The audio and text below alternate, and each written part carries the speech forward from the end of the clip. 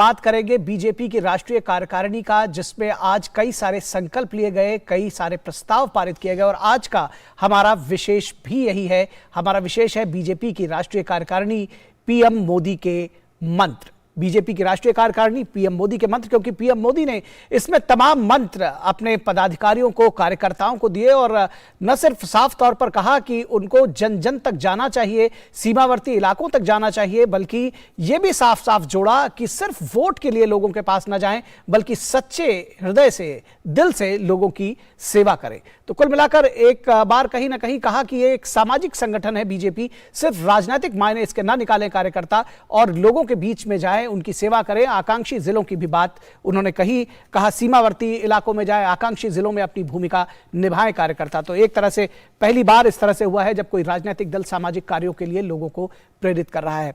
तो ये रहा आज का हमारा विशेष, बीजेपी की राष्ट्रीय कार्यकारिणी पीएम मोदी के मंत्र, और इस पर हम अपनी चर्चा करेंगे। खास मेहमान हमारे साथ जुड़े हुए हैं, उनके साथ में हम चर्चा करेंगे। हमारे साथ में तीन खास मेहमान जुड़े हुए हैं। विनीत त्यागी जो कि बीजेपी के प्रवक्ता हैं, त्यागी जी बहुत स्वागत है आपका हमारे साथ में।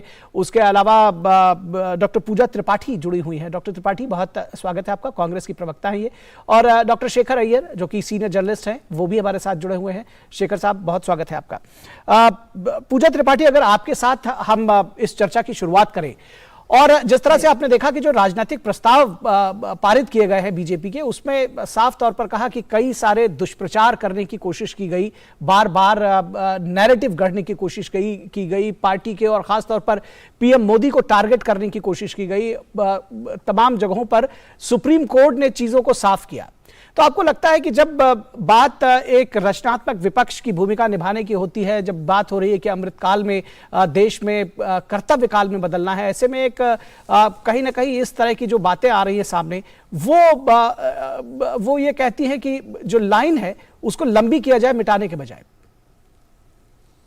निखिल जी, अगर अमृत काल को कर्तव्य काल में कन्वर्ट करने की बात हो रही है, प्रधानमंत्री जी ने कही है, तो हम इसका स्वागत करते हैं। पर प्रधानमंत्री जी कब अपने कर्तव्य पे, प्रधानमंत्री जी रोड शो करते हैं और 9 राज्यों के चुनाव का बिगुल बजाते हैं। आज ही एक पैनलिस्ट मुझसे ये कह रहे थे कि ये जो रोड शो था ये भाजपा के कार्यकर्ताओं के लिए था। कल ही ऑक्सफैम की रिपोर्ट आई है जिसमें ये बताया गया है कि जो गरीबों और अमीरों के बीच खाई है वो ऑब्सीन है, अश्लील है, वल्गर है। इसमें बताया गया कि 1% अमीरों के पास देश में 40% की संपत्ति है। कोरोना काल में एक 66% अरबपति इंक्रीज हुए हैं। यहाँ पे जो 2018 में भूख से त्रस्त 19 करोड़ लोग थे, 2022 में 35 करोड़ लोग भूख से त्रस्त हैं।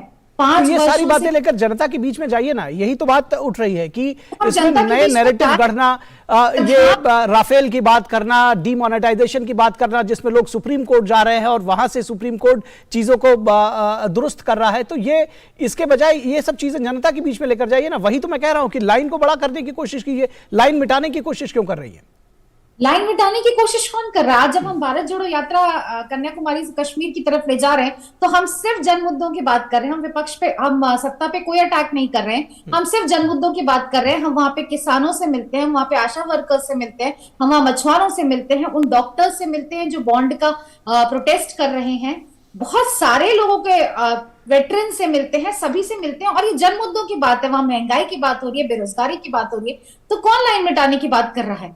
सकारात्मक विपक्ष की भूमिका हम बिल्कुल सही तरीके से राफेल पर कोर्ट जाना पड़ा, ईडी की छापेमारी पर कोर्ट जाना पड़ा, उसके साथ ही साथ सेंट्रल विस्टा पर जाना पड़ा, जो ईडब्ल्यूएस इकोनॉमिकली वीकर सेक्शन है उनके आरक्षण पर कोर्ट जाना पड़ा। तमाम सारे मुद्दे हैं जहां पर कोर्ट में गए, डीमोनेटाइजेशन पर कोर्ट में जाना पड़ा। बात तो वही हो रही है कि आखिर इस तरह का जो आप प्रचार की बात कर रही हैं, क्यों पीएम मोदी पर व्यक्तिगत हमले, क्यों पार्टी के एक नैरेटिव गढ़ने की कोशिश की जा रही है?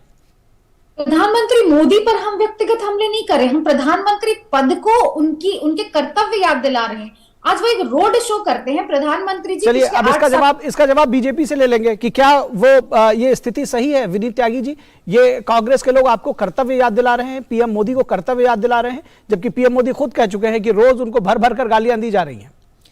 देखिए निखिल जी, कांग्रेस खुद कंफ्यूज है, और स्पेशली इस यात्रा को लेके। क्यों, मैं बताता हूं आपको। राहुल गांधी जी कभी कहते हैं कि वो नफरत को मिटाने के लिए यात्रा कर रहे हैं, फिर उनका बीच में बयान आता है कि मैं पूरे देश में घूम के आया, कहीं नफरत ही नहीं है। अभी पूजा जी ने कहा कि हम ना तो सरकार के विरुद्ध इस यात्रा को कर रहे हैं, ना आक्रमण कर रहे हैं, ना बात कर रहे हैं सरकार की। और आप देख रहे हैं कि राहुल गांधी जी के पास केवल और केवल तो एक ही मुद्दा है, उन्हें मोदी जी और आरएसएस को गाली देना है। उसके अलावा मुद्दा क्या है इनके पास? अगर इनके पास कोई मुद्दा होता तो इस यात्रा को उस मुद्दे को लेकर निकलते ना, उस मुद्दे को जनता के सामने रखते प्रखरता के साथ। लेकिन आप देखेंगे, पूछेंगे यात्रा क्यों कर रहे हैं, कहेंगे नफरत के बाजार में हम प्यार बांटने आए हैं। मुद्दा नहीं है साहब। 8 साल में मोदी सरकार ने जो इस देश में काम किया है, उसके बाद इनके पास कोई मुद्दा नहीं है। इस वजह से जहां भी ये जाते हैं चुनाव लड़ने, वहां जनता इनको और ज्यादा बुरी तरीके से हरा देती तो है। आपका जवाब क्या है इस पर? मुद्दा तो इनके पास नहीं है, आप लोग किस तरह से नए संकल्पों के साथ आगे बढ़ने की बात कर रहे हैं? देखिए निखिल जी, संकल्प एक ही है। संकल्प है इस भारत को आगे ले जाना, इस भारत के एक एक जन को, 130 करोड़ जनता को आगे ले जाना, सुदृढ़ करना, जो हम 2014 से अब तक कर भी रहे हैं। आप आर्थिक विकास देखिए देश का, किस तरह से मोदी जी ने संस्कृति के संवाहक बन के काम किया है, आप उसको देखिए। किस तरीके से हमें हमारे बॉर्डर्स को मजबूत करने की, देश की सुरक्षा को बढ़ाने का काम मोदी जी ने इस 8 साल में किया है, आप उसको देखिए। जैसे अभी ये मुद्दे गिना रही हैं, मैं अभी 2014 से अब का कंपैरिजन करके बताऊंगा, फिर इनको तिलमिलाहट होगी। किस तरीके से हमें फ्रेजाइल 5, सबसे कमजोर 5 अर्थव्यवस्थाओं में रखा गया था 2012-13 में, और किस तरह से आज भारत विश्व की सबसे बड़ी 5वीं अर्थव्यवस्था बन के आई है। किस तरह से हम मैन्युफैक्चरिंग के सेक्टर में हम कुछ काम ही नहीं कर रहे थे। 2 मोबाइल बनाने की फैक्ट्री यहां थी, हम पूरे विश्व के दूसरे सबसे बड़े कंज्यूमर मोबाइल फोन के थे 2014 में, आज भी हैं। लेकिन आज भारत विश्व का दूसरा सबसे बड़ा उत्पादक भी है मोबाइल फोन का। भारत में जो मोबाइल फोन यूज होते हैं, 95% मोबाइल फोन आज भारत में बनते हैं। यह काम मोदी जी ने करके दिखाया है। इस तरह आप देखेंगे, अब आईएमएफ को देखिए, आईएमएफ ने क्या टिप्पणी की है भारत के ऊपर। वैसे तो सब पे इल्जाम लगा देंगे निखिल जी, आपके ऊपर भी लगा देंगे। अभी कह देंगे मीडिया भी है और कोर्ट भी बिकी हुई है, मीडिया भी बिकी हुई है, सब कुछ बिका हुआ है। आईएमएफ के चीफ ने क्या कहा, एमडी ने क्या कहा है कि पूरे विश्व में एक आर्थिक अंधकार नजर आता है, उसमें जो एक ब्राइट स्पॉट है, वो ब्राइट स्पॉट कौन है? वो भारत है। और वो क्यों है? क्योंकि नरेंद्र मोदी जी के नेतृत्व में भारत बहुत तेजी से और मजबूती के साथ आगे बढ़ रहा है। कुछ मुद्दा ना होने की वजह से और राहुल गांधी जी के गिरते हुए, खत्म होते हुए राजनीतिक करियर की वजह से ये लोग ये सब करके देख रहे हैं। लेकिन ये रीलॉन्चिंग का एक जो अटेम्प्ट राहुल गांधी जी का इन्होंने किया है, वो पुनः पूर्णतः विफल होगा, ये मैं आपको आश्वासन देता हूं। चलिए, ये इस पर जवाब लेंगे हम डॉक्टर पूजा त्रिपाठी से, लेकिन उससे पहले हम शेखर अय्यर के पास आएंगे। शेखर अय्यर, जब बात नए संकल्पों को सिद्ध करने की होती है, जब बात विकास के पथ पर आगे जाने की होती है, ऐसे में सत्ता पक्ष और विपक्ष दोनों को एक साथ कदम ताल करने की जरूरत है। कहीं ना कहीं आपको लगता है कि ये जो एक रूपता है वो नहीं दिखाई देती है? मुद्दों पर जनता के बीच में जाना, एक दूसरे के खिलाफ बोलना तो ठीक है, लेकिन ये जो व्यक्तिगत हमले हैं या इस तरह की जो बातें हैं, वो शायद लोकतंत्र में शोभा नहीं देती। क्या कहेंगे आप? इसको बेहतर किया जा सकता है? नहीं, देखिए, विपक्ष का काम विरोध करना है, इसमें कोई दो राय नहीं है। उनको करना है, उनको पूरा क्रिटिसाइज करने की पूरी अधिकार है, वो सब ठीक है।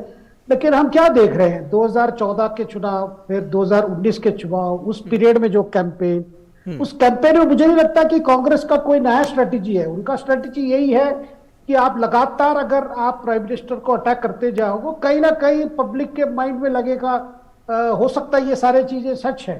देखिए, ये सारा यात्रा क्यों शुरू हुआ, उससे पहले क्या हो रहा था, उससे पहले क्या दृश्य था कि सोनिया गांधी और राहुल गांधी बार बार जा रहे हैं, एनफोर्समेंट डायरेक्टर जा रहे हैं नेशनल हेराल्ड को लेकर, तो यही तो छवि था पहले। और दूसरी बात क्या थी, ये राहुल गांधी कांग्रेस अध्यक्ष बनने के लिए इनकार कर रहे हैं और कांग्रेस ढूंढ रही है किसको बिठाएं वहां पे, क्योंकि सोनिया गांधी कंटिन्यू करना नहीं चाहते।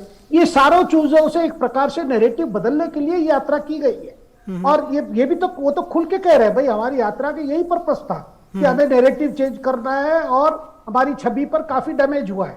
तो देखिए, अभी तक कांग्रेस के लिए 2-3 चीजें बड़े चैलेंजिंग है। एक है कि भाई क्या स्ट्रेटेजी रखे, अब क्या करें कि लोगों के मन में थोड़ा पीएम के प्रति प्यार कम हो जाए, उनके प्रति सपोर्ट कम हो जाए, उसके लिए बहुत कोशिश कर रहे हैं। लेकिन जो चुनाव के बाद चुनाव में आप क्या देख रहे हैं, चुनाव के बाद चुनाव में, ठीक है, हिमाचल में भी बड़ा नैरो मार्जिन में जीते हैं।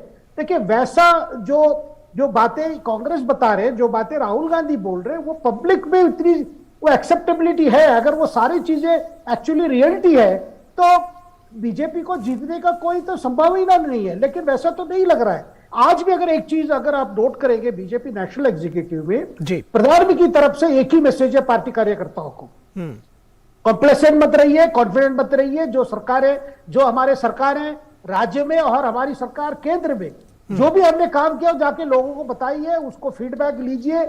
और हमें जो चुनाव जीतना है अगर 2024 का, क्योंकि हमारी ऊपर समय ने वो जिम्मेदारी दी है। इसका मतलब क्या है कि भाई अगर हम नहीं करेंगे, अगर हम पूरा कमिटेड नहीं रहेंगे, आगे भारत का भविष्य कैसे हो पाएगा। देखिए दूसरी तरफ राहुल गांधी जी कोई विकल्प की बातें नहीं कर रहे हैं, कोई ऑल्टरनेटिव। देखिए बार बार क्या देख रहे हैं कि कांग्रेस की अप्रोच है भाई बस आप 2000 महिलाओं के लिए दे दो, ये फ्री कर दो, वो फ्री कर दो। मुझे तो लगता है जैसे आम आदमी पार्टी की जो स्ट्रेटेजी रही है वही स्ट्रेटेजी कांग्रेस की है। इसका क्या नुकसान होगा, देखिए न्यू पेंशन स्कीम जो डॉक्टर मनमोहन सिंह लाए थे, बहुत जिम्मेदारी के साथ, थोड़ा आर्थिक डिसिप्लिन लाने के लिए, क्योंकि सरकार के पास पैसा नहीं है, लेकिन चुनाव जीतने के लिए उन्होंने पूरा पलट मारा। अब सारे अब कांग्रेस की सरकारें ओल्ड पेंशन लाएंगे, लेकिन पैसे कहां हैं। देखिए वोटर को आप किसी तरह चुनाव जीतने के लिए सब कर रहे हैं। जब डॉक्टर मनमोहन सिंह जैसे प्रधानमंत्री जो उन्होंने सोच समझ के स्कीम लाया गया, जब वाजपेयी जी के समय पे ये शुरू हुआ था, इस तरह मुझे लग रहा है कि कांग्रेस अभी ऐसी शॉर्टकट, जो बात प्राइम मिनिस्टर ने भी कहा था भाई शॉर्टकट मत लीजिए, आगे फ्यूचर देखिए। आप अब क्या कहेंगे, आप सत्ता पे मान लीजिए सत्ता पे आ गए, आप क्या करेंगे, केंद्र सरकार पैसे नहीं दे रहा है, मोदी पैसे नहीं दे रहा है, इसलिए हम इसको कर नहीं पा रहे। देखिए कई चीजें जो है, मुझे तो लगता है कि आप बिल्कुल ऑल्टरनेटिव बताइए, लेकिन ऑल्टरनेटिव ऐसा कीजिए जिसमें सुशासन हो, जिसमें एक प्रकार की इकोनॉमिक स्टेबिलिटी हो, ये सब सोचना है। लेकिन मुझे लगता है कि कांग्रेस के अंदर इतना फ्रस्ट्रेशन है कि किसी हाल में कैसे हम चुनाव जीते। जी, इसका जवाब लेते हैं डॉक्टर पूजा त्रिपाठी से। ये देखिए साफ तौर पर ये कहा जा रहा है कि कांग्रेस के अंदर ये फ्रस्ट्रेशन है कि किसी तरह से चुनाव जीते, और यही वजह है कि जो इस तरह के चाहे वो अनर्गल बयान हो या जो नए जो फेक नैरेटिव्स हैं जिनको लेकर के जनता के बीच में आते हैं, उसके बाद फिर सुप्रीम कोर्ट उन्हें खारिज करता है, इस तरह की चीजें। जो राष्ट्रीय कार्यकारिणी आज बीजेपी की हुई एक लोकतांत्रिक परंपरा के तौर पर देखा जाए, या ये कहा जाए कि एक स्वस्थ लोकतांत्रिक परंपरा में आप विपक्षियों से भी बहुत कुछ सीख सकते हैं। आज प्रधानमंत्री मोदी ने अपने कार्यकर्ताओं से कहा कि आप सिर्फ वोट के लिए उनके बीच में न जाइए, जनता के बीच में, बल्कि उनके लिए सच्चे दिल से सेवा करिए। आप सीमावर्ती इलाकों में जाइए, आकांक्षी जिलों में जाइए। इस तरह की सीख क्या कांग्रेस भी अपने कार्यकर्ताओं को देगी? क्या वो भी लोगों के बीच में एक सामाजिक संदेश के साथ जाएंगे, एक नई इतिहास लिखने की कोशिश करेंगे, कदम ताल करेंगे बीजेपी के साथ कम से कम कुछ मुद्दे पर जिन पर एक मत है? देखिए देश भाजपा या कांग्रेस का नहीं है, देश आपका, मेरा, हम सभी का है। तो जब इस देश में लोगों की 22 करोड़ लोग 3 वक्त की रोटी नहीं कर पाते हैं, 1200 रुपए का सिलेंडर भराते हैं, 200 रुपए का पेट्रोल भराते हैं, जब लोगों की भूख से मौत होती है तो इस देश की मौत होती है, ये किसी पॉलिटिकल पार्टी के लीडर की मौत नहीं होती। तो आज जब हम जन मुद्दे उठाते हैं, जब ये कह रहे हैं कि आप फेक नैरेटिव्स लेके हम पब्लिक के बीच में जा रहे हैं, क्या महंगाई की, बेरोजगारी की बात करना क्या फेक नैरेटिव्स है? आज जब हम इसके बारे में बात करते हैं तो ये फेक नैरेटिव्स कैसे हो गया? मैं प्रधानमंत्री जी की इस बात का स्वागत करती हूँ कि आप सीमावर्ती इलाकों में जाइए, आप काम बताइए, लेकिन आज वो जो देश 5th लार्जेस्ट इकोनॉमी हो रहा है, लेकिन क्या वो ट्रिकल डाउन हो रहा है? 22.89 करोड़ लोग भी आज भी 3 वक्त की रोटी नहीं वो कर पा रहे हैं। तो मैं ये कह रही हूँ कि जब देश में कोई भूखा सोता है, जब देश में किसी को रोटी नहीं मिलती है, तो ये फेलियर सत्ता की है, ये फेलियर हर नेता की है कि उनके प्लेट पे रोटी नहीं है, उनको 3 वक्त का खाना जुगाड़ना मुश्किल हो रहा है। खैर ये बीजेपी के प्रवक्ता बताएंगे, लेकिन 80 करोड़ लोगों को कोरोना में लगातार भोजन दिया है, ये आंकड़े आप कहां से लाए हैं? ये बीजेपी के प्रवक्ता बताएंगे, इनसे जवाब ले लेते हैं, आपके आरोप पर इनसे जवाब ले लेते हैं। जी देखिए पूजा जी ने महंगाई की बात की, मैं आपको बताता हूं कि हम पूरा विश्व कोविड से गुजरा, कोविड के समय में किस तरह से पूरे विश्व की इकोनॉमी को इंपैक्ट किया वो भी हम सब जानते हैं। उसके बावजूद भी आज जो भारत का इन्फ्लेशन रेट है वो 5 के आसपास है। अब मैं पूजा जी को थोड़ा पहले ले जाता हूं, बड़े अच्छे प्रवचन देना जानती हैं पूजा जी, उसके लिए उनको बधाई है। इन्फ्लेशन रेट 2013 में भारत में 18-19% था, 2 डिजिट्स में रहता था आपके समय में। जबकि कोई ऐसी विपदा भी नहीं आई थी, न विश्व में न भारत में। इतनी बड़ी विपदा के बाद भी पूरे विश्व में जिस अर्थव्यवस्था ने सबसे ज्यादा सुदृढ़ता के साथ संभलने का काम किया, वो भारत की अर्थव्यवस्था है। उसके बाद भी आप मोदी जी को नीचा दिखाने के लिए बार बार देश को नीचा दिखाते हैं।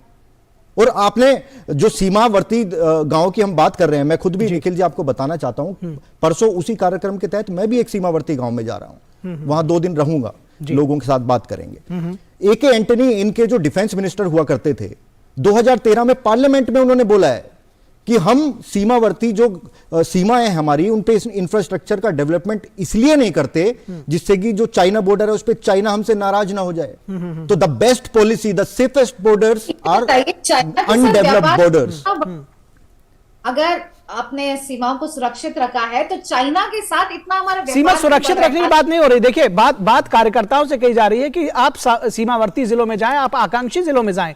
कार्यकर्ताओं से कहा गया है कि वो सिर्फ वोट के लिए लोगों के बीच में जाएं। यही बात तो मैं कह रहा हूं। दरअसल इस पर जवाब मैं एक बड़ा संक्षेप में लेना चाहूंगा शेखर अय्यर जी से, उसके बाद इस चर्चा को विराम दूंगा। शेखर अय्यर जी, आपको नहीं लगता है कि राजनीतिक जो तमाम विषय होते हैं वो सामाजिकता से भी जुड़े हुए हैं, और ऐसे में चाहे वो किसी भी पार्टी का कार्यकर्ता हो, वो लोगों के जब तक दुख सुख में नहीं जाएगा या देश के विकास में हर बार सिर्फ वोट लेने के लिए लोगों के बीच में नहीं जाएगा, और शायद आज भी पीएम यही कहना चाह रहे थे। बिल्कुल, देखिए, कठिन परिश्रम के अलावा और कोई मंत्र नहीं है। ये प्रधानमंत्री बार बार अपने पार्टी लीडर्स को, अपने मंत्रिमंडल साथियों को बार बार यही कहते हैं। भाई देखिए, इसमें कोई ज्यादा मतलब विचारधारा की भी बात नहीं है। जो कार्यक्रम है, जो चीजें पहले होनी थी नहीं हुआ, और ये जिम्मेदारी हमें मिली है, हमें करना है। वो PM आवास योजना हो, हर घर घर जल की कार्यक्रम हो, कि इंफ्रास्ट्रक्चर डेवलपमेंट की बात हो, कृषि क्षेत्र की बात हो। देखिए, प्रधानमंत्री चाहते हैं कि पार्टी के कार्यकर्ता सरकार के तमाम जितने फ्लैगशिप प्रोग्राम्स हैं इसके बारे में लोगों को अवगत कराएं, फीडबैक लें, किस लेवल पे इंप्लीमेंटेशन हो रहा है। क्योंकि देखिए, कैंपेन का मतलब ये नहीं है कि बस आप बार बार अपनी, ऐसी कोई बात नहीं है। मतलब आप एक प्रोपेगेंडा की बात नहीं है, आपकी प्रैक्टिकली क्या हो रहा है ये स्कीम्स का। अगर ऐसा ना होता, कभी बीजेपी यूपी चुनाव नहीं जीत पाते, उत्तराखंड में नहीं जीत पाते। देखिए, बीजेपी की जितनी सफलता मिली है यूपी हो या जितने असेंबली इलेक्शंस में, वो सारे कारण यही है कि कहीं ना कहीं एनडीए सरकार की, प्रधानमंत्री मोदी की जी कई योजनाएं, वो ग्राउंड लेवल पे तो कुछ तो असर पड़ा है। जी बिल्कुल बिल्कुल। और यहां पर आपको धन्यवाद देना चाहेंगे इस नोट के साथ में कि कम से कम जो देश से जुड़ी हुई योजनाएं हैं, परियोजनाएं हैं, या जो लोगों का संकल्प से जब सिद्धि के पहुंचने की बात कही जाती है, जब ये कहा जाता है कि यह अमृत काल को कर्तव्य काल बनाया जाएगा, उसमें सभी को मिलकर के, कोई बीजेपी, कांग्रेस, सपा, बसपा, मुझे लगता है कि सभी लोगों को, हर एक नागरिक को उसमें जुट करके काम करना चाहिए। और शायद यही मंतव्य जो है वो हमारी राजनीतिक दलों का भी होना चाहिए। आप तीनों खास मेहमानों का बहुत शुक्रिया। विनीत जी आपका शुक्रिया, पूजा त्रिपाठी जी आपका शुक्रिया, और शेखर अय्यर जी आपका भी शुक्रिया इस चर्चा में जुड़ने